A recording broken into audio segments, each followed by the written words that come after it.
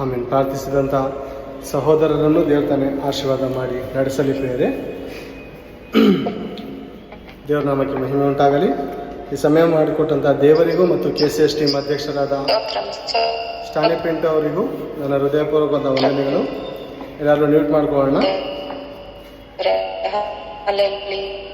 Shaila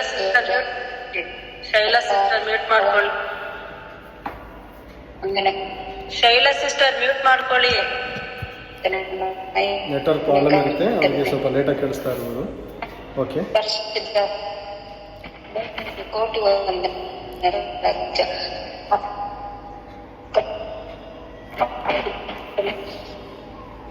Shaila sister price ಅಲ್ಲ, mute ಮಾಡ್ಕೊಳ್ಳಿ. Okay, ದೇವರು ನಿಮ್ಮನ್ನು ಆಶೀರ್ವದಿಸಲಿ. ಪ್ರೇರೆ, ಚೀನಾ ಪ್ರೆಸಿಡೆಂಟ್ ಜಿನ್ಪಿಂಗ್ ಎನ್ನುವಂಥ ಒಬ್ಬ ಮನುಷ್ಯನಂದರೆ ಕೊರಿಯಾ ದೇಶದ ಅಧ್ಯಕ್ಷನು ಯೇಸು ಕ್ರಿಸ್ತನ ಫೋಟೋವನ್ನು ತೆಗಿಬೇಕು ಅಂತ ಸುಮಾರು 2020 ಇಸ್ವಿ ಹೆಚ್ಚು ಕಮ್ಮಿ ಅಂದರೆ ಒಂದು ವರ್ಷ ಹಾಗೆ ಹೀಗೆ ಆಗಿರ್ಬೋದು. ಆ ಒಂದು ಚೀನಾ ದೇಶದ ಪ್ರೆಸಿಡೆಂಟ್ ಆಗಿರುವಂಥ ಜಿನ್ಪಿಂಗ್ ಎನ್ನುವಂಥ ಮನುಷ್ಯನು ಯೇಸು ಕ್ರಿಸ್ತನ ಫೋಟೋಗಳನ್ನು ನಿಮ್ಮ ಮನೆಯಿಂದ ತೆಗೆದು ನೀವು ನನ್ನನ್ನು ಮತ್ತು ನನ್ನ ತಂದೆಯ ಫೋಟೋಗಳನ್ನು ಹಾಕಿಕೊಂಡು ಆತನನ್ನು ಆರಾಧಿಸಬೇಕು ಎನ್ನುವಂಥ ಸಂದೇಶವನ್ನು ಚೀನಾದಲ್ಲಿ ಹೊರಡಿಸಿದನು. ಆಲೋಚನೆ ಮಾಡೋಣ. ಬೇರೆ ಮನುಷ್ಯನು ಎದುರು ಬಿದ್ದರೆ ದೇವರು ಮಧ್ಯಸ್ಥಿಕೆ ತೆಗೆದುಕೊಳ್ತಾನೆ. ಒಂದು ವೇಳೆ ಮನುಷ್ಯನಿಗೆ ಎದುರು ಬಿದ್ದು ದೇವರ ಬಳಿಲಿ ಹೋದರೆ ದೇವರು ಮಧ್ಯಸ್ಥಿಕನಾಗಿ ದೇವರು ರಾಜಿ ಮಾಡಿಸ್ತಾರೆ, ಅಂದರೆ ಸಮಾಧಾನದ ಒಪ್ಪಂದ ಮಾಡಿಸ್ತಾರೆ. ಈಗ ಈ ಮನುಷ್ಯನು ಯಾರಿಗೆ ಎದುರಾಗಿ ಬೀಳ್ತಾ ಇದ್ದಾರೆ? ಭೂಮಿ, ಆಕಾಶ, ಸಮುದ್ರ, ಜಲಚರಗಳನ್ನು ಉಂಟು ಮಾಡಿದಂಥ ಆ ಪರಮಾತ್ಮನ ಮಗನಿಗೆ ವಿರುದ್ಧವಾಗಿ ಚೀನಾ ದೇಶದ ಪ್ರೆಸಿಡೆಂಟ್ ಆಗಿರುವಂಥ ಅಧ್ಯಕ್ಷನು ಮಾತನಾಡಿದನಂತೆ. ಓಕೆನಾ? ಒಂದು ಸಾರಿ ದೇವರ ವಾಕ್ಯವನ್ನು ತೆಗೆದು ನೋಡೋಣ. ಯೆಹೆಜ್ಕೇಲನ ಪ್ರವಾದನೆ ಗ್ರಂಥ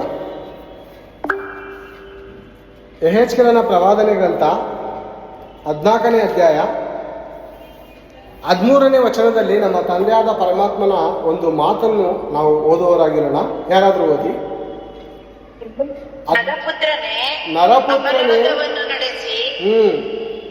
ಅಪರಾಧವನ್ನು ನಡೆಸಿ ನನಗೆ ವಿರುದ್ಧವಾಗಿ ಪಾಪ ಮಾಡಿದ ದೇಶದ ಮೇಲೆ ನಾನು ಕೈ ಎತ್ತಿ ಅದರ ಜೀವನಾಧಾರವನ್ನು ತೆಗೆದು ಬಿಟ್ಟು ಕ್ಷಾಮವನ್ನು ಬರಮಾಡಿ ಜನಪಶುಗಳನ್ನು ಅದರೊಳಗಿಂದ ನಿರ್ಮಲ ಮಾಡುವ ಪಕ್ಷದಲ್ಲಿ ಸಾಕು. ದೇವ್ರು ಹೇಳುವಂತ ಮಾತನ್ನು ಗಮನಿಸೋಣ. ನರಪುತ್ರನೇ, ಅಪರಾಧವನ್ನು ನಡೆಸಿ ನನಗೆ ವಿರುದ್ಧವಾಗಿ, ಮನುಷ್ಯನಿಗಲ್ಲ, ಚೀನಾ ದೇಶದ ಪ್ರೆಸಿಡೆಂಟ್ ಯಾರಿಗೆ ವಿರುದ್ಧವಾಗಿ? ದೇವರಿಗೆ, ಆ ದೇವಾದಿ ದೇವನಿಗೆ ವಿರುದ್ಧವಾಗಿ ಪಾಪ ಮಾಡಿದ ದೇಶದ ಮೇಲೆ, ಒಂದು ಏರಿಯಾಗೋ, ಒಂದು ಗಲ್ಲಿಗೋ, ಒಂದು ಊರಿಗೋ ಅಲ್ಲ, ದೇಶದ ಮೇಲೆ ಏನ್ ಮಾಡ್ತಾರಂತೆ ದೇವರು? ದೇಶದ ಮೇಲೆ ನಾನು ಕೈ ಎತ್ತಿ ಅದರ ಜೀವಾಧಾರವನ್ನು ತೆಗೆದು ಬಿಟ್ಟು ಕ್ಷಾಮವನ್ನು ಬರಮಾಡಿ ಜನಪಶುಗಳನ್ನು ಅದರೊಳಗಿಂದ ನಿರ್ಮೂಲ ಮಾಡುವ ಪಕ್ಷದಲ್ಲಿ. ಇಲ್ಲಿವರೆಗೂ ಸಾಕು ಪ್ರೇರೆ. ಯಾರಿಗೆ ವಿರುದ್ಧವಾಗಿ ಒಳಸಂಚು ಮಾಡ್ತಾ ಇದ್ದಾನೆ? ಯೇಸು ಕ್ರಿಸ್ತನ ವಿರುದ್ಧವಾಗಿ. ಅಂದರೆ ನಾನೇ ದೇವರು, ನನ್ನ ಹೊರತು ಯಾರೂ ಇಲ್ಲ, ಆತನ ಫೋಟೋವನ್ನು ನಿಮ್ಮ ಮನೆಯಿಂದ ತೆಗೆದಾಕಿ ನಾನು ಮತ್ತು ನನ್ನ ತಂದೆ ನಿಮ್ಮನ್ನು ಆಳ್ವಿಕೆ ಮಾಡ್ತಾ ಇರೋದು ಯಾರು? ಈ ದೇಶಕ್ಕೆ ಅರಸನು ಯಾರು? ನಾನಲ್ವಾ? ಇದಕ್ಕಿಂತ ಮುಂಚೆ ಇದ್ದಂಥ ಅರಸನು ಯಾರು? ರಾಜನು ಯಾರು? ಈ ಚೀನಾ ದೇಶವನ್ನು ಆಳ್ವಿಕೆ ಮಾಡ್ತಾರೋನು ಯಾರು? ನಮ್ಮ ತಂದೆ ಅಲ್ವಾ ಮಾಡ್ತಾ ಇದ್ದು? ಈಗ ನಿಮ್ಮ ಮನೆಗೆ ಅನ್ನ ದೊರಕ್ತಾ ಇರೋದು ಯೇಸು ಕ್ರಿಸ್ತನಿಂದ ಅಲ್ಲ, ನಮ್ಮಿಂದ ನಿಮಗೆ ಅನ್ನ ದೊರಕ್ತಾ ಇದೆ. ಆದುದರಿಂದ ನೀವೇನು ಮಾಡಬೇಕು? ಯೇಸು ಕ್ರಿಸ್ತನ ಫೋಟೋವನ್ನು ತೆಗೆದಾಕಿ ನನ್ನ ಫೋಟೋ ನನ್ನ ತಂದೆಯ ಫೋಟೋವನ್ನು ಮಡಿಕುವಂತ ಈ ನರ ಮನುಷ್ಯನು ಪ್ರೇರೆ ಆದೇಶವನ್ನು ಹೊರಡಿಸ್ತಾನೆ. ದೇವ್ರು ಹೇಳುವಂಥ ಮಾತು ಇಂಥ ಮೂಢರಿಗೆ, ಇಂಥ ಅಜ್ಞಾನಿಗಳಿಗೆ, ದೇವರ ವಿರುದ್ಧವಾಗಿ ನಿಂತುಕೊಳ್ಳುವಂಥ ಇಂಥವರಿಗೆ ದೇವ್ರು ಹೇಳುವಂಥ ಒಂದು ಮಾತೇನೆಂದರೆ, ನನಗೆ ವಿರುದ್ಧವಾಗಿ, ನನಗೆ ನನ್ನ ಮಗನಿಗೆ ವಿರುದ್ಧವಾಗಿ ಕೈ ಎತ್ತುವಂಥ ದೇಶದ ಮೇಲೆ ನಾನೇನು ಮಾಡ್ತೀನಿ, ಜನ ಪಶುಗಳು ಇಲ್ಲದ ಹಾಗೆ ನಿರ್ನಾಮ ಮಾಡ್ತೀನಿ. ಏನು ಪ್ರೇರೆ, ದೇವರು ಎಂಥವರು ಅಂತ ಒಂದು ಚೂರಾದರೂ ಆಲೋಚನೆ ಮಾಡಬೇಕಲ್ವ ಈ ಮನುಷ್ಯ. ಒಂದು ಸಾರಿ ಬೈಬಲ್ ಓದಿದ್ರೆ ಇವನ ಜನನದ ಚರಿತ್ರೆ ಏನು, ಇಡೀ ಮಾನವರ ಕುಲದ ಜನದ ಚರಿತ್ರೆ ಏನು, ಇವರಿಗೆಲ್ಲ ಸೃಷ್ಟಿ ಮಾಡಿದಂಥ ಸೃಷ್ಟಿಕರ್ತನು ಯಾರು ಅಂತ ಒಂದು ಚೂರಿ ಬುದ್ಧಿ ಜ್ಞಾನ ಆದರೂ ಬಂದಿರೋದೇನೋ. ಆದರೆ ಮನುಷ್ಯರು ಬೈಬಲ್ ಓದಲ್ಲ ಪ್ರೇರೆ. ಮತಗ್ರಂಥ, ಕುಲಗ್ರಂಥ, ದೇಶ ಏನು ಬೇರೆ, ಒಂದು ಮತಕ್ಕೆ ಸಂಬಂಧಪಟ್ಟಿದೆ, ಒಂದು ಕುಲಕ್ಕೆ ಸಂಬಂಧಪಟ್ಟಿದೆ, ಒಂದು ವರ್ಗಕ್ಕೆ ಸಂಬಂಧಪಟ್ಟಿದೆ ಅಂತ ಬೈಬಲ್ ಗ್ರಂಥವನ್ನು ಮತಗ್ರಂಥವಾಗಿ ಜನರು ಎಣಿಸ್ತಾ ಇದ್ದಾರೆ. ಇವರ ಮನೋನೇತ್ರಗಳನ್ನು ಮುಚ್ಚಿರೋನು ಸೈತಾನನು. ಸೈತಾನನಿಗೆ ಏಜೆಂಟ್ಗಳು ಯಾರು? ಈ ಕೆಲವು ಅರಸರುಗಳು ಇದ್ದಾರೆ ಪ್ರೇರೆ. ದೇವರ ವಾಕ್ಯಕ್ಕೆ ವಿರುದ್ಧವಾಗಿ ಒಳಸಂಚುಗಳನ್ನು ಮಾಡಿ ಈ ಬೈಬಲ್ ಗ್ರಂಥವು ಮನುಷ್ಯರು ಓದಬಾರ್ದು. ಇದು ಓದಿದ್ರೆ ನಿಜವಾದ ದೇವರು ಯಾರಂತ 100% ಗೊತ್ತಾಗ್ಬಿಡುತ್ತೆ. ಆದಿಕಾಂಡದಿಂದ ಪ್ರಕಟಣೆಗಳಂಥವ್ರಿಗೂ ಮತ್ತು ಓದಬೇಕು. ಅಲ್ಲಲ್ಲಿ ತಪ್ಪು ಕಂಡುಹಿಡಿಯೋದಕ್ಕೆ ಹೋದ್ರೆ ನಮಗೇನು ಗೊತ್ತಾಗಲ್ಲ ಪ್ರೇರೆ. ಕೊರೋನಾ ವೈರಸ್ ಎಲ್ಲಿಂದ ಪ್ರಾರಂಭವಾಯಿತು? ಕೊರೋನಾ ವೈರಸ್ ಎಲ್ಲಿಂದ ಪ್ರಾರಂಭವಾಯಿತು? ಚೀನಾದಿಂದ. ಈ ವಿಷಯ ಯಾರಿಗಾದ್ರೂ ಅರ್ಥ ಆಗುತ್ತಾ? ಯಾಕೆ ಚೀನಾದಿಂದಲೇ ಪ್ರಾರಂಭ ಆಯಿತು ಅಂತ ಯಾರಾದರೂ ಅರ್ಥ ಮಾಡ್ತಾರೆ? ದೇವ ಜನರಾದರೂ ನಮಗೇನಾದರೂ ಅರ್ಥ ಆಗಿದೆಯಾ? ಅರ್ಥ ಆಗಿದೆ ಬೇರೆ. ಬೈಬಲ್ ಗ್ರಂಥ ಓದುವಾಗ ದೇವರ ಶಕ್ತಿ ಏನು, ದೇವರ ಪ್ರೀತಿ ಏನು, ದೇವರ ಜ್ಞಾನವೇನು ಅಂತ ಬೈಬಲ್ ಗ್ರಂಥ ಓದಿದವರಿಗೆ ಅರ್ಥವಾಗುತ್ತದೆ ಹೊರತು ಎಲ್ಲರಿಗೂ ಸಾಮಾನ್ಯವಾಗಿ ಅರ್ಥವಾಗಲ್ಲ. ದೇಶದ ಮೇಲೆ ಕೈ ಮಾಡ್ತಾರ ದೇವರು. ದೇಶ ಅಂದರೆ ಸಕಲ ದೇಶವನ್ನು ಸೃಷ್ಟಿ ಮಾಡಿದಂಥ ದೇವರಿಗೆ ಮಾತ್ರ ಆ ಶಕ್ತಿ ಉಂಟು, ಎಲ್ಲರಿಗೂ ಇಲ್ಲ. ದೇವರ ವಾಕ್ಯ ಹೇಳಿದ್ರೆ ದೇವರುಗಳಿಗೆ ಮಹಾದೇವರು. ಪ್ರೇರೆ, ನಾನು ಚಿಕ್ಕ ವಯಸ್ಸಲ್ಲಿ ಅನೇಕ ಕಡೆ ದೇವಸ್ಥಾನಕ್ಕೆ ಹೋದಾಗ, ಕೈ ಮುಗಿಯುವಾಗ, ಅನೇಕ ಕಡೆ ಹೋಗುವಾಗ ಕೋಟ್ಯಾಂತರ ದೇವರುಗಳು ಐತೆ ಅಂತಾರೆ. ಇದು ಅಣ್ಣನ, ಇದು ಅಮ್ಮನ, ಹಾಗಾದ್ರೆ ಇದ್ರಮ್ಮ ಯಾರು ಅಂತ ಕ್ವಶನ್. ಇದು ಅಪ್ಪನ, ಇದು ಗಂಡೇವರ, ಇದಕ್ಕೆ ಅಪ್ಪ ಯಾರು ಕ್ವಶನ್. ಹೀಗೀಗೆ ಪ್ರಶ್ನೆ ಹಾಕೊಂಡು ಹೋಗುವಾಗ ಕೀರ್ತನೆ ಗ್ರಂಥದಲ್ಲಿ ಗೊತ್ತಾಯ್ತು, ದೇವರುಗಳಿಗೆ ಮಹಾದೇವರು ಯಾರು? ಆ ತಂದೆ ಆದ ಪರಮಾತ್ಮನು ಅಂತ ಅಪ್ಪ ನಮ್ಗೆ ಸಿಕ್ಕಿದ್ದಾನೆ. ಪ್ರಪಂಚಕ್ಕೆ ಮಕ್ಕಳು ಸಿಕ್ಕಿದ್ದಾರೆ ಅಂದ್ರೆ ಈ ಲೋಕದ ದೇವರುಗಳು ಅವ್ರಿಗೆ ಸಿಕ್ಕಿದ್ದಾರೆ. ಪರಲೋಕದ ದೇವರು ನಮಗೆ ನಿಮಗೆ ಸಿಕ್ಕಿರುವಂಥದ್ದು ಭಾಗ್ಯಕರವಾದಂಥ ವಿಷಯ. ನಿಜವಾಗ್ಲೂ ಯಾರು ಧನ್ಯರು ಅಂದ್ರೆ ಕ್ರೈಸ್ತರು. ಎದೆ ಕಟ್ಟೆ ಇರಬೇಕು ಇಟ್ಟು ಸರ್ವ ಜನಾಂಗದ ಮಧ್ಯದಲ್ಲಿ. ಯಾರು ಧನ್ಯರು ಅಂದ್ರೆ ಕ್ರೈಸ್ತರೇ ಧನ್ಯರು. ಯಾವನ ಪಾಪವು ಕ್ಷಮಿಸಲ್ಪಟ್ಟಿದೆಯೋ, ಯಾವನ ಲೆಕ್ಕಕ್ಕೆ ಅವನ ಅಪರಾಧವು ಎಣಿಸಲ್ಪಡುವುದಿಲ್ಲವೋ ಅವನೇ ಧನ್ಯನು ಪ್ರೇರೆ. ಏನ್ ಪ್ರೇರೆ, ನಾವು ಯಾವತ್ತಾದ್ರೂ ಅದೃಷ್ಟವಂತರು ಅಂದ್ಕೊಂಡಿದ್ದೀವ? ನಮ್ಮ ದೇವರು ಎಂಥವ್ರು ಅಂದ್ರೆ ದೇಶಗಳನ್ನು ನಿರ್ನಾಮ ಮಾಡುವಂತ ಸರ್ವಶಕ್ತನು. ಹೌದಾ? ಖಂಡಿತ. ಯೆರೆಮೀಯನ ಪ್ರವಾದನೆ ಗ್ರಂಥ 25ನೇ ಅಧ್ಯಾಯ ಒಂದು ಸಾರಿ ತೆಗೆದು ನೋಡೋಣ. ವಚನ ಹೇಳಿ ಬ್ರದರ್. 25ನೇ ಅಧ್ಯಾಯ ತೆಗೆಯೋಣ. 31ನೇ ವಚನದಿಂದ ಓದೋಣ. 31ನೇ ವಚನ. ಶಬ್ದವು ಭೂಮಿಯ ಕಟ್ಟಕಡೆಯವರೆಗೆ ವ್ಯಾಪಿಸುವುದು ಯೆಹೋವನಿಗೂ ಜನಾಂಗಗಳಿಗೂ ವ್ಯಾಜ್ಯ ಉಂಟಷ್ಟೇ. ನರಜನ್ಮದವರೆಲ್ಲರ ಸಂಗಡ ನ್ಯಾಯಕ್ಕೆ ನಿಲ್ಲುವನು, ದುಷ್ಟರನ್ನು ಖಡ್ಗಕ್ಕೆ ಗುರಿ ಮಾಡುವನು. ಇದು ಯೆಹೋವನ ನುಡಿ. ಯೆಹೋವನ ನುಡಿ ಏನಂತೆ? ಶಬ್ದವು ಭೂಮಿಯ ಕಟ್ಟ ಕಡೆಯವರೆಗೂ ವ್ಯಾಪಿಸುವುದು. ಏನ್ ಶಬ್ದ? ಕೊರೋನಾ ವೈರಸ್ ಶಬ್ದ. ಬಂತ ಪ್ರೇರೆ? ಬಂತು. ಕೆಳಗಡೆ ಓದೋಣ. ವ್ಯಾಪಿಸುವುದು ಯೆಹೋವನಿಗೂ, ಯಾರಿಗೆ ಕೇಸ್ ಯಾರ ಮೇಲೆ ಆಗ್ತಾ ಇದ್ದಾರೆ? ದೇವರು. ಯೆಹೋವನಿಗೂ ಜನಾಂಗಗಳಿಗೂ ಭೂನಿವಾಸಿಗಳಿಗೂ ವಾಜ್ಯ ಉಂಟಷ್ಟೇ. ವಾಂಚ ಅಂದ್ರೆ ದೇವರ ಕೇಸ್ ಆಗ್ತಾ ಇದ್ದಾರೆ. ಯಾರ ಮೇಲೆ? ಮನುಷ್ಯರ ಮೇಲೆ, ಅರಸರುಗಳ ಮೇಲೆ, ಚೀನಾ ದೇಶದ ಪ್ರೆಸಿಡೆಂಟ್ ಮೇಲೆ. ನನ್ನ ಜೊತೆನಾ? ನೀ ನನ್ನ ಜೊತೆ ಮಾಡ್ಕೊತಾ ಅನೇಕರು ದೊಡ್ಡವರು ಹೇಳ್ತಾರೆ ಪ್ರೇರೆ. ದೊಡ್ಡವರು ಹೇಳ್ತಾರೆ, ನೀನ್ ನನ್ನ ಜೊತೆ ಕಿರಿಕ್ ಮಾಡ್ತಾ ಇದೀಯಾ? ನಾನು ಯಾರು ಗೊತ್ತಾ? ಇಂಥವನ ಮಗನು. ಅಲ್ಲ, ಅಧಿಕಾರಿಗಳ ಮಕ್ಳುಗಳಿಗೇನೆ ಪೊಲೀಸವ್ರು ಹಿಡಿದಾಗ ಆ ಅಧಿಕಾರಿ ಮಗ ಏನಂತಾನೆ ಗೊತ್ತಾ? ನನ್ನ ತಂದೆ ಯಾರು ಗೊತ್ತಾ? ಇಂಥವನು. ಹೌದಾ? ಓಕೆ. ಈಗ ತಂದೆ ಜೊತೆನೆ ವಾಜ್ಯಕ್ಕೆ ನಿಂತ್ಕೊಂಡ್ರೆ ದೇವ್ರು ಏನು ಹೇಳ್ತಾರೆ ಗೊತ್ತಾ? ಯಾರ್ಯಾರಿಗೆ ವ್ಯಾಜ್ಯ ಅಂತೆ? ಯೆಹೋವನಿಗೂ ಜನಾಂಗಗಳಿಗೂ ವಾಜ್ಯ ಉಂಟಷ್ಟೇ, ನರ ಜನ್ಮದವರ ಸಂಗಡ ನ್ಯಾಯಕ್ಕೆ ನಿಲ್ಲುವನು, ದುಷ್ಟರನ್ನು ಖಡ್ಗಕ್ಕೆ ಗುರಿ ಮಾಡುವನು, ಇದು ಯೆಹೋವನ ನುಡಿ. ಈಗ ಕೆಳಗಡೆ ಓದೋಣ. ಸೇನಾಧೀಶ್ವರನಾದ ಯೆಹೋವನು ಇಂತನ್ನುತ್ತಾನೆ. ಪ್ರೇರೆ, ಸೇನಾಧೀಶ್ವರ ಅಂದ್ರೆ ಏನು ಹೇಳಿ? ನಿಮಗೆ ನಾನು ಕ್ವಶನ್ ಮಾಡ್ತಾ ಇದ್ದೀನಿ. ಎಲ್ಲ ದೇವ್ರ ಮಕ್ಕಳಲ್ವಾ? ನಾನು ನಿಮ್ಮ ಮಗ, ನಿಮ್ಮ ತಮ್ಮ, ನಿಮ್ಮ ಅಣ್ಣ. ಓಕೆನಾ? ಹೊರಗಡೆ ಯಾರು ಪ್ರಶ್ನೆ ಮಾಡ್ತಾರ, ಚಿಂತೆ ಮಾಡ್ಬಿಡಿ. ಸೇನಾಧೀಶ್ವರನಾದ ಯೆಹೋವನು ಅಂದ್ರೆ ಏನು? ಅದೇ ಯೆಹೋವ ದೇವರೇ ಸೈನ್ಯಾಧೀಶ್ವರ ದೇವರು ಅನ್ಕೊಂಡಿದೀವಿ ನಾವು. ಓಕೆ. ಸೈನ್ಯ ಅಂದ್ರೆ ಏನು? ಸೈನ್ಯಾಧೀಶ್ವರನಾದ, ಸೇನೆಗಳ ಒಡೆಯನು. ಅದೇ ಯಂತ್ರ ಸೈನ್ಯ, ಅದೇ ಹೇಳ್ತಾ ಇದ್ದೀನಿ ನಾನು. ಸೈನ್ಯ ಅಂದ್ರೆ ಯುದ್ಧ ಮಾಡುವ ಸೈನ್ಯದ ಮೇಲೆ ಸ್ವರ. ಓಕೆ. ಸ್ವರ ಅಂದ್ರೆ ಶಬ್ದವನ್ನು ಕೋರುವಂತವರು. ಸೇನಾಧೀಶ್ವರ, ಸೇನಾ ಇದು ಸೈನ್ಯ. ಮತ್ತೊಂದು ಸೈನ್ಯ ಅಂದ್ರೆ ಅದೇ ಯುದ್ಧ ಮಾಡ್ತಕ್ಕಂತ ಸೈನ್ಯ. ಸೇನಾಧೀಶ್ವರನಾದ ಯೆಹೋವನು. ಓಕೆ.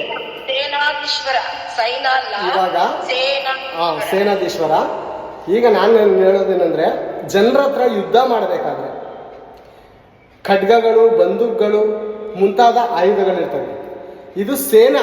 ಸೇನಾ ಅಂದ್ರೆ ಬೇರೆ ನಿಮ್ಗೆ ಗೊತ್ತಿರ್ಬೋದು, ಯೇಸು ಸ್ವಾಮಿ ಹತ್ರ 100ಕ್ಕೆ ಶತಾಧಿಪತಿ ಆದಂಥ ಒಬ್ಬನು ಬಂದು ಅವನ ಆಳಿಗೆ ಗುಣವಾಗಿರೋದನ್ನು ಹೇಳ್ತಾನೆ. ಓಕೆನಾ? ಸೇನಾಪತಿ ಅಂದ್ರೆ 100 ಜನಕ್ಕೆ ಸೇನಾಪತಿ. ಇವಾಗ ದೇವರು ಯಾವುದಕ್ಕೆ ಸೇನಾಪತಿ? ಜನರಾದ್ರೆ ಆಯುಧಗಳನ್ನು ತಗೊಂಡು ಬರ್ತಾರೆ, ಖಡ್ಗಗಳನ್ನು, ಬಂದೂಕುಗಳನ್ನು ಮುಂತಾದನ್ನು ತಗೊಂಡು ಬರ್ತಾರೆ. ಇವಾಗ ದೇವರ ಹತ್ರ ಒಂದು ಸೇನಾ ಇದೆ. ಅಂದ್ರೆ ಹಿಂಗಡೆ ಇರುವಂತ ಜನರು, ಕೋಟ್ಯಾಂತರ ಜನರಿದ್ದಾರೆ. ದೇವರ ವಿರುದ್ಧವಾಗಿ ಬಂದವರಿಗೆ ಮುಯಿ ತೀರಿಸೋದಕ್ಕೆ ದೇವರು ಒಂದು ದೊಡ್ಡ ಟೀಮನ್ನೇ ಮಡಗಿದ್ದಾರೆ. ಏನು ಗೊತ್ತಾ? ವಿಮೋಚನೆ ಕಾಂಡದಲ್ಲಿ 10 ಉಪದ್ರವ ಬತ್ತು ಗೊತ್ತಾ? ಗೊತ್ತು. ಕಂಪೆಗಳು, ಮಿಡತೆಗಳು. ಕಪ್ಪೆ ದೇವರ ಸೈನ್ಯ. ಹೌದಾ? ಖಂಡಿತ. ಆಮೇಲೆ ಏನುಗಳು. ಏನ್ರಿ ತಲೆಯಲ್ಲಿರುವ ಏನ್ ದೇವ್ರ ಮಾತು ಕೇಳುತ್ತಾ? ಖಂಡಿತ ಕೇಳುತ್ತೆ. ತಲೆಯಲ್ಲಿರುವಂತ ಏನ್ ಮಾತು ಕೇಳುತ್ತಾ? ಖಂಡಿತ ಕೇಳುತ್ತೆ. ಸಿಂಹ ಮಾತು ಕೇಳಿದ್ಯಾ? ದೇವ್ರ ಮಾತು ಖಂಡಿತ ಕೇಳಿದೆ. ಕಾಗೆ ದೇವ್ರ ಮಾತು ಕೇಳುತ್ತಾ? ಕೇಳುತ್ತೆ. ಕೊರೋನಾ ವೈರಸ್ ದೇವ್ರ ಮಾತು ಕೇಳುತ್ತಾ? ಏನ್ ಬೇರೆ ಆಲೋಚನೆ ಮಾಡಿ. ಕೊರೋನಾ ವೈರಸ್ ದೇವ್ರ ಮಾತು ಕೇಳುತ್ತಾ? ಕೇಳಲ್ಲ. ಕೆಳಗಡೆ ಓದೋಣ. ಕೇಳೋಣ. ಕೆಳಗಡೆ ಓದೋಣ. ಸೇನಾಧೀಶ್ವರನಾದ ಯೆಹೋವನು ಇಂತನ್ನುತ್ತಾನೆ, ಆಹಾ, ಕೇಡು ಜನಾಂಗದಿಂದ ಜನಾಂಗಕ್ಕೆ ಹರಡುವುದು. ಕೊರೋನಾ ವೈರಸ್ ಎಲ್ಲೋ ಇದ್ದಂಥ ಮನುಷ್ಯನು ಟ್ರೈನಲ್ಲಿ ಬಂದು, ಹೆಲಿಕಾಪ್ಟರ್ ಬಂದು, ಮುಂತಾದ ವಾಹನದಲ್ಲಿ ಬಂದು ಅವನಿಗೆ ಟಚ್ ಆದಾಗ ಏನಾಯ್ತು? ಒಬ್ಬರಿಂದ ಒಬ್ಬರಿಗೆ ರೋಗ ಬತ್ತು. ಅದೇ ಹೇಳುತ್ತೆ ನೋಡಿ, ಕೇಡು. ಆಹಾ, ಕೇಡು ಜನಾಂಗದಿಂದ ಜನಾಂಗಕ್ಕೆ ಹರಡುವುದು. ದೊಡ್ಡ ಬಿರುಗಾಳಿಯು ಲೋಕದ ಕಟ್ಟ ಕಡೆಯಿಂದ ಎದ್ದು ಬರುವುದು. ಉಸಿರಾಟದ ತೊಂದರೆ. ಇವನ ಉಸಿರು ಇವನ್ ತಗಲಿತು ಅಂದ್ರೆ ಅವನಿಗೆ ರೋಗ ಬರುತ್ತೆ. ಹೌದಾ? ಕಡೆಯಿಂದ ಎದ್ದು ಬರುವುದು. ಆಹಾ, ಆ ದಿನದಲ್ಲಿ ಯೆಹೋವನಿಂದ ಹತರಾದವರು. ಅರ್ಥ ಮಾಡ್ಕೊಳ್ಳೋಣ. ಏನ್ ಬೇರೆ ಭಯ ಪಡುವಂತ ಅವಶ್ಯಕತೆ ಇಲ್ಲ. ದೇವರು ಒಬ್ಬನನ್ನು ಹುಟ್ಟಿಸುವುದಕ್ಕೂ ಒಬ್ಬನಿಗೆ ಸಮಾಧಿಗೆ ಸೇರಿಸುವುದಕ್ಕೂ ಯಾರ ಕಾರಣ ಪ್ರೇರೆ? ಒಂದು ಮಾತೇಳಿ. ದೇವರು ಸಮಾಧಿಗೆ ಸೇರಿಸುವುದಕ್ಕೆ ಶಕ್ತನ? ತಾಯಿಯ ಗರ್ಭದಿಂದ ಹೊರಗಡೆ ತರುವುದಕ್ಕೂ ಶಕ್ತನ? ಒಂದು ಜನನ, ಒಂದು ಮರಣ ಆಗ್ಬೇಕಂದ್ರೆ ಇದ್ರ ಹಿಂದೆ ದೇವರ ಕೈ ಇದೆ. ದೇವರು ಬೇರೆ, ದೇವರು ಆತನು. ಅಂದ್ರೆ ದೇವರು ದೇಹವಿಲ್ಲದವನು, ಅಂದ್ರೆ ರೂಪವಿಲ್ಲದವನು, ಅಂದ್ರೆ ವರ್ಣಿಸಲಾಗದವನು. ಆತನು ಆತ್ಮ ಸ್ವರೂಪನಾದ ದೇವರು. ನಮಗೆ ನಿಮಗೆ ತಾಯಿಯ ಗರ್ಭದಲ್ಲಿ ರೂಪ ಕೊಟ್ಟಿದ್ದು ಆತನೇ. ಇಲ್ಲಿ ಉಸಿರಾಡುವುದಕ್ಕೆ ಗಾಳಿ, ಮಳೆ, ನೀರು, ಆಹಾರವನ್ನು ಸಕಲವನ್ನು ನಿಮ್ಮ ಪಾದದಲ್ಲಿಡುವಂತ ದೇವರು ಆತನೊಬ್ಬನೇ. ಅದೇ ಹೇಳ್ತಾ ಇದೆ ನೋಡಿ, ಆ ದಿನದಲ್ಲಿ ಯೆಹೋವನಿಂದ ಹತರಾದವರು ಲೋಕದ ಒಂದು ಕಡೆಯಿಂದ ಇನ್ನೊಂದು ಕಡೆಯವರೆಗೂ ಬಿದ್ದಿರುವರು. ಏನ್ ಬೇರೆ ಹಣಗಳನ್ನು ಎತ್ತಾಕೋದಿಕ್ಕೆ JCPಗಳು ತರ್ತಾ ಇದ್ದಾರೆ. ಯಾಕೆ JCPಗಳು ತರ್ತಾ ಇದ್ದಾರೆ? ಯಾಕೆ? ಇವತ್ತು ನನ್ನ ಕುಲ, ನನ್ನ ಮತ, ನನ್ನ ಜಾತಿ ನಿನ್ನ ಮುಟ್ಬೇಡ, ದೂರ ಇರುವಂತ ಹೇಳುವಂತ ಮನುಷ್ಯನಿಗೆ ಎಂಥ ಪರಿಸ್ಥಿತಿ ಬಂತು ಪ್ರೇರೆ? ಯಾಕೆ ಪ್ರೇರೆ ಈ ಕುಲದ ವೇದ? ಯಾಕೆ ಪ್ರೇರೆ ಕ್ರಾಂತಿಯ ತತ್ವ? ಯಾರು ಇದನ್ನೆಲ್ಲ ಮಾಡಿದ್ದು? ಮನುಷ್ಯ ನಿನ್ನ ಸಾಯುವಾಗ 4 ಜನ ಬೇಕು ಅಂತ ನೀನು ಸಂಪಾದನೆ ಮಾಡೋದು ಹೋದ ಮೇಲೆ ನಿನ್ನ ಜೀವನ ಯಾಕಪ್ಪ ನಿನ್ನ ಜೀವನ? ಸತ್ತಾಗ 4 ಜನ ಬೇಕಲ್ವಾ? ಕುಲಕ್ಕೋಸ್ಕರ, ಮತಕ್ಕೋಸ್ಕರ, ಭಾಷೆಗೋಸ್ಕರ, ದೇಶಕ್ಕೋಸ್ಕರ ಹೊಡೆದಾಡಿ ಸಾಯ್ತಾ ಇದೀವಂದ್ರೆ ಮನುಷ್ಯರ ಮಧ್ಯದಲ್ಲಿ ಮನುಷ್ಯತ್ವ ಇದೆಯಾ ಅಥವಾ ಮೃಗತ್ವ ಇದೆಯಾ? ಈ ರೀತಿ ಬದುಕಿ ಎಷ್ಟು ದಿನ ಬದುಕೋದಕ್ಕೆ ಸಾಧ್ಯ ಪ್ರಿಯರೇ? ಈ ರೀತಿ ಎಷ್ಟು ವರ್ಷ ನಾವು ಬದುಕೋದಕ್ಕೆ ಸಾಧ್ಯ? ಅದಕ್ಕೆ ದೇವ್ರು ಹೇಳುವಂತ ಮಾತೇನು ಹೇಳಿ, ಎಲ್ಲರೂ ನನ್ನ ಮಕ್ಕಳು, ನೀವೆಲ್ಲರೂ ನನ್ನ ಮಕ್ಕಳಾಗಿದ್ದೀರಿ. ಅದಕ್ಕೆ ದೇವ್ರು ಹೇಳ್ತಾ ಇದ್ರೆ, ಆ ದಿನದಲ್ಲಿ ಯೆಹೋವನಿಂದ ಹತರಾದವರು ಲೋಕದ ಒಂದು ಕಡೆಯಿಂದ, ಏನ್ ಬೇರೆ ಇಂಥ ಊರಲ್ಲಿ ಇಂಥ ದೇಶದಲ್ಲಿ ಮರಣ ಆಗಿರುವಂತ ಮಾತೇ ಇಲ್ಲ.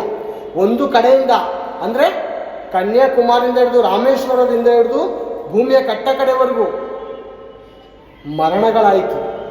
ಯಾಕೆ? ದೇವ್ರು ಏನೋ ಬಯಸ್ತಾ ಇದ್ದಾರಲ್ಲ ನಮ್ಮಿಂದ. ದೇವ್ರು ನಮ್ಮಿಂದ ಏನು ಬಯಸ್ತಾ ಇದ್ದಾರೆ?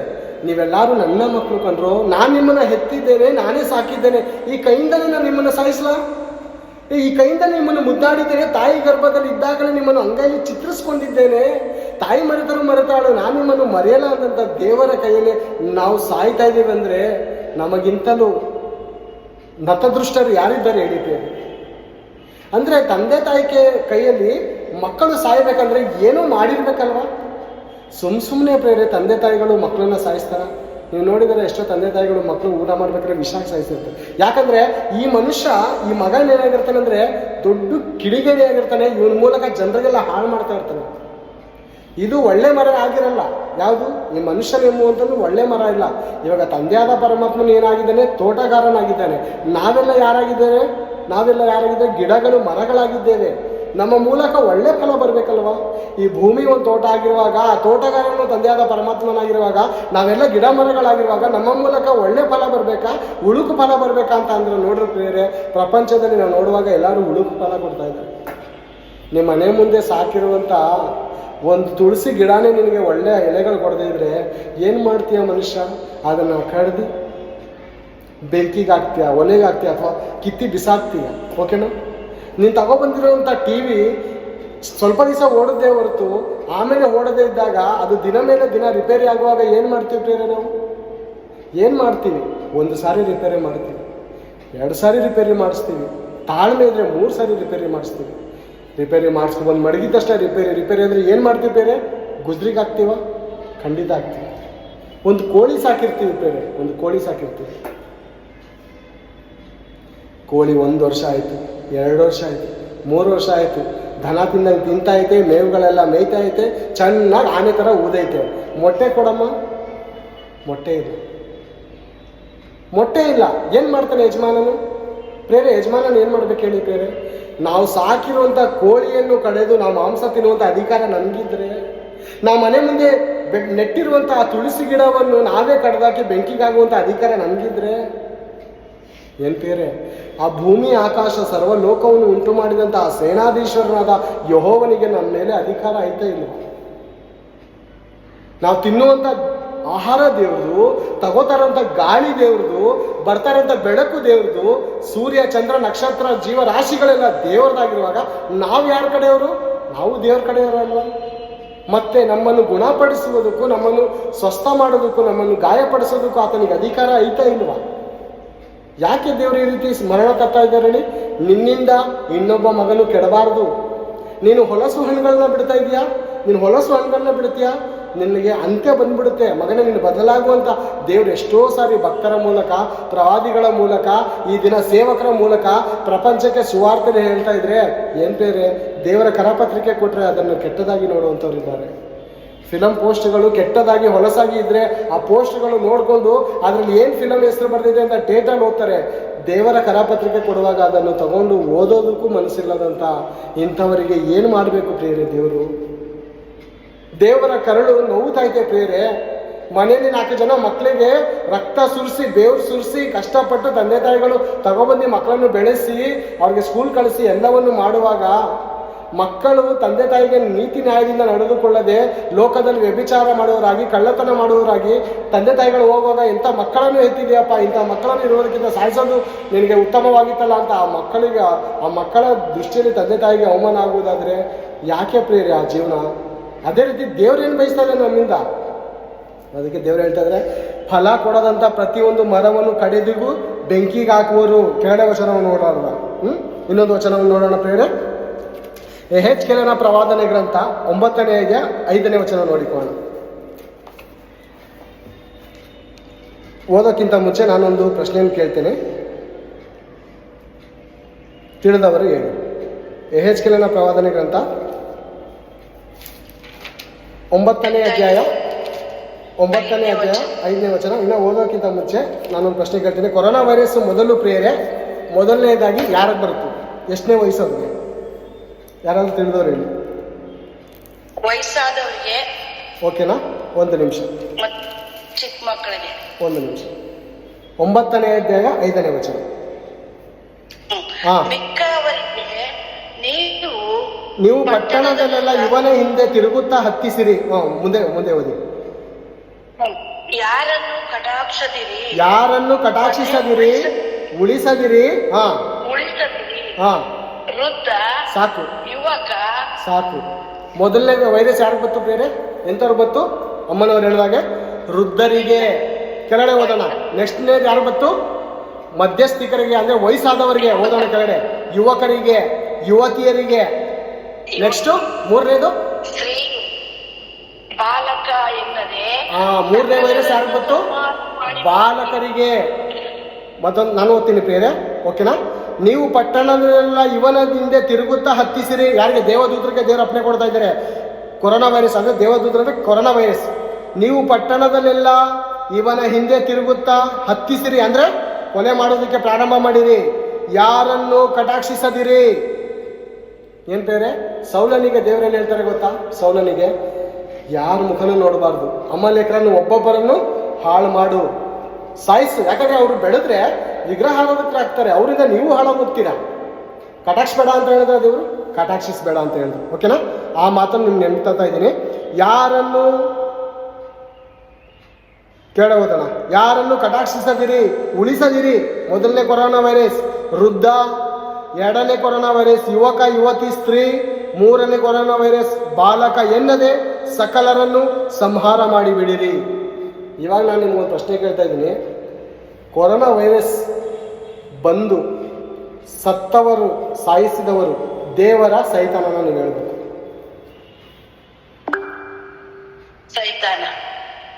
ಸೈತಾನನು ಒಬ್ಬರಿಗೆ ಸಾಯಿಸೋ ಅಧಿಕಾರ ಇದೆಯಾ? ಇಲ್ಲಿ ದೇವರೇ ಅಂತ ಹೇಳ್ತಾ ಇದ್ದಾರಲ್ಲ. ಬೈಬಲ್ ಓದೋಣ ಪ್ರಿಯರೇ, ಚೆನ್ನಾಗಿ ಓದೋಣ. ಒಂದೊಂದ್ಸರಿ ಓದೋಣ.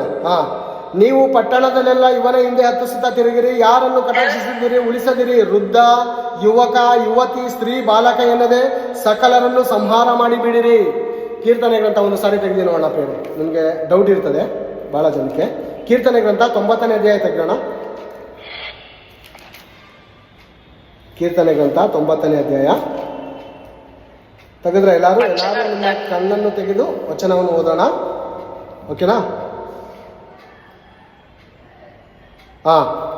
3ನೇ ವಚನದಿಂದ ಓದೋಣ. 3ನೇ ವಚನ.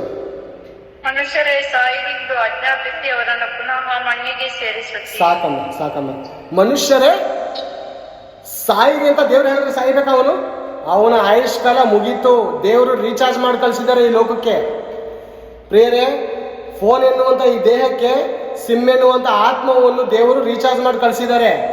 ಇದು ನೀನು ಆತ್ಮಹತ್ಯೆ ಮಾಡ್ಕೋಬಾರ್ದು. ನೀನು ಆತ್ಮಹತ್ಯೆ ಮಾಡ್ಕೊಂಡ್ರೆ ಸಿಮ್ ಮುರಿದು ಬಿಸಾಕ್ದಾಗೆ. ಇದಕ್ಕೂ ದೇವ್ರ ಸಂಬಂಧ ಇಲ್ಲ. ದೇವರು ಕೊಟ್ಟಿರೋಂಥ ಆಯುಷ್ ಕಾಲವು ಏನು ಗೊತ್ತಾ? ರೀಚಾರ್ಜ್ ಪ್ಲಾನ್ ಖಾಲಿ ಆದ ಮೇಲೆ ಈ ಲೋಕವನ್ನು ಬಿಟ್ಟು ನಾವು ಹೋಗಲೇಬೇಕು. ಯಾರು ನಮ್ಮನ್ನು ಉಳಿಸೋರಿಲ್ಲ, ಯಾರು ನಮ್ಮನ್ನು ಕಾಪಾಡೋರಿಲ್ಲ. ಜನನ ದಿನ ಮರಣ ದಿನ ದೇವರ ಕೈಯಲ್ಲಿದೆ. ಕೀರ್ತನೆ ಗ್ರಂಥ 139ನೇ ಅಧ್ಯಾಯ 16ನೇ ವಚನ. ಯೆಹೋವನೇ ನನ್ನ, ಒಂದ್ಸರಿ ಓದೋಣ ಬೇರೆ ಮಾತು, ತುಂಬಾ ಚೆನ್ನಾಗಿದೆ, ಓದ್ತಾ ಇರೋಣ. 139 16ರಲ್ಲಿ ನಾನೇ ಓದ್ತೇನೆ, ಕಟ್ಟದಾಗಿ ಮುಗಿಸೋಣ. ನಾನು ಇನ್ನು ಕೇವಲ ಪಿಂಡವಾಗಿರುವಾಗ ನಿನ್ನ ಕಣ್ಣುಗಳು ನನ್ನನ್ನು ನೋಡಿದವು. ನನ್ನ ಆಯುಷ್ಕಾಲದ ಪ್ರಥಮ ದಿನವೂ ಪ್ರಾರಂಭವಾಗುವ ಮೊದಲೇ ಅದರ ಎಲ್ಲ ದಿನಗಳು ನಿನ್ನ ಪುಸ್ತಕದಲ್ಲಿ ಬರೆಯಲ್ಪಟ್ಟಿವೆ. ನಮ್ಮ ಜನನ ದಿನ, ನಮ್ಮ ಮರಣ ದಿನ ದೇವರ ಕೈಯಲ್ಲಿದೆ. ದೇವರು ಮೊದಲೇ ಬರ್ದು ಕಳಿಸಿರ್ತಾನೆ. ಆತ್ಮಹತ್ಯೆ ಮಾಡಿಕೊಂಡ್ರೆ ದೇವ್ರಿಗೂ ಅದಕ್ಕೂ ಸಂಬಂಧವಿಲ್ಲ. ಕಡೆ ವಚನ, ದೇವ್ರು ಯಾಕೆ ಈ ಥರ ರೋಗಗಳನ್ನು ಬರ ಮಾಡ್ತಾವ್ರೆ ಅನ್ನೋಂಥ ವಿಷಯವನ್ನು ಕಡೆ ವಚನ ಓದಿ ಮುಗಿಸ್ಕೊಳ್ಳೋಣ. ಬೇರೆ ಎಲ್ಲರೂ ತೆಗೆಯೋಣ. 2 ಪೂರ್ವಕಾಲ ವೃತ್ತಾಂತ. 2 ಪೂರ್ವಕಾಲ ವೃತ್ತಾಂತ ಎಲ್ಲರಿಗೂ ಸುಪರಿಚಯವಾದಂಥ ವಾಕ್ಯವೇ ಆಗಿರ್ಬೋದು. ಆದರೆ ಈ ಒಂದು ಮೆಸೇಜ್ಗೆ ಇದು ತುಂಬ ಅನುಕೂಲವಾದಂಥ ಮಾತು. 2ನೇ ಪೂರ್ವಕಾಲ ವೃತ್ತಾಂತ 7ನೇ ಅಧ್ಯಾಯ 14ನೇ ವಚನವನ್ನು ಕಡೆದಾಗಿ ಓದಿ ಮುಗಿಸ್ಕೊಳ್ಳಿ. ನನ್ನವರೆಂದು ಹೆಸರುಗೊಂಡು ಹಾಂ, ಹೆಸರುಗೊಂಡ ನನ್ನ ಪ್ರಜೆಗಳು ತಮ್ಮನ್ನು ತಗ್ಗಿಸಿಕೊಂಡು ತಮ್ಮ ಕೆಟ್ಟ ನಡತೆಯನ್ನು ಬಿಟ್ಟು ತಿರುಗಿಕೊಂಡು ನನ್ನನ್ನು ಪ್ರಾರ್ಥಿಸಿ ನನ್ನ ದರ್ಶನವನ್ನು ಬಯಸುವುದಾದರೆ ನಾನು ಲೋಕದಿಂದ ಲಾಭಿಸಿ ಅವರ ಪಾಪಗಳನ್ನು ಕ್ಷಮಿಸಿ ಅವರ ದೇಶದಲ್ಲಿ ಆರೋಗ್ಯ ದಯಪಾಲಿಸುವೆನು. ಅವರ ದೇಶಕ್ಕೆ ವ್ಯಾಧಿಯನ್ನು ಬರ ಮಾಡುವಂತ ದೇವರು ಹೇಳ್ತಾ ಇದ್ದಾರೆ, ದೇಶಕ್ಕೆ ನಾನು ಆರೋಗ್ಯವನ್ನು ದಯಪಾಲಿಸ್ತೇನೆ. ಯಾವಾಗ ಅವರು ತಮ್ಮ ಕೆಟ್ಟ ನಡವಳಿಕೆಯನ್ನು ಬಿಟ್ಟು ತಮ್ಮ ಸೃಷ್ಟಿಕರ್ತನಾದ ದೇವರ ಕಡೆಗೆ ತಿರುಗಿಕೊಂಡು ಆತನನ್ನು ಪ್ರಾರ್ಥಿಸುವುದಾದರೆ ಸರ್ವ ಭೂಮಿಗೆ ನಾನು ಗುಣಪಡಿಸುವಂಥ ಔಷಧಿಯನ್ನು ಹುಡುಕೊಡ್ತೇನೆ. ನನಗೆ ವಿರುದ್ಧವಾಗಿ ನಿಂತ್ಕೊಂಡ, ನನ್ನ ಮಗನಿಗೆ ವಿರುದ್ಧವಾಗಿ ಮಾತಾಡ್ದ ದೇಶಗಳನ್ನು ನಿರ್ಮಾಣ ಮಾಡುವಂಥ ಸರ್ವಶಕ್ತನು ನಾನು. ನನಗೆ ತಲೆ ಬಾಗಿ ನೀನು ಬಾಗಿಸ್ತಾ, ನನ್ನ ಮುಂದೆ ನೀನು ತಲೆ ಬಾಗಿಸ್ತಾ ದೇಶಗಳಿಗೆ ಔಷಧಿಯನ್ನು ಕೊಡುವಂಥ ಘನ ವೈದ್ಯನು ನಾನು ಅಂತ ತಂದೆಯಾದ ಪರಮಾತ್ಮನು ಹೇಳುವನಾಗಿದ್ದಾನೆ. ಪ್ರೇರೆ, ದೇವರ ಶಕ್ತಿಯ ಆಳಾಗಲ ಉದ್ದ ಎತ್ತರವನ್ನು ಈ ದಿನ ನಾವು ವಾಕ್ಯದ ಮೂಲಕ ನೋಡಿದ್ದೇವೆ. ಈ ಸಮಯ ಮಾಡಿಕೊಟ್ಟಂಥ ದೇವರಿಗೂ ಮತ್ತು ಸಿಸ್ಟರ್ ರೇಖಾ ಅವರಿಗೂ ಮತ್ತು KCS ಟೀಮ್ ಅಧ್ಯಕ್ಷರಾದ ಸ್ಟಾನಿ ಪಿಂಟ್ ಅವರಿಗೂ ಮತ್ತು ವಾಕ್ಯವನ್ನು ಇದುವರೆಗೂ ಕೇಳಿದ ನಿಮಗೂ ನನ್ನ ಹೃದಯಪೂರ್ವಕದ ವಂದನೆಗಳನ್ನು ಸಮರ್ಪಿಸುತ್ತಾ ನನ್ನ 2 ಮಾತುಗಳನ್ನು ಮುಗಿಸ್ತಾ ಇದ್ದೀನಿ. Thank you.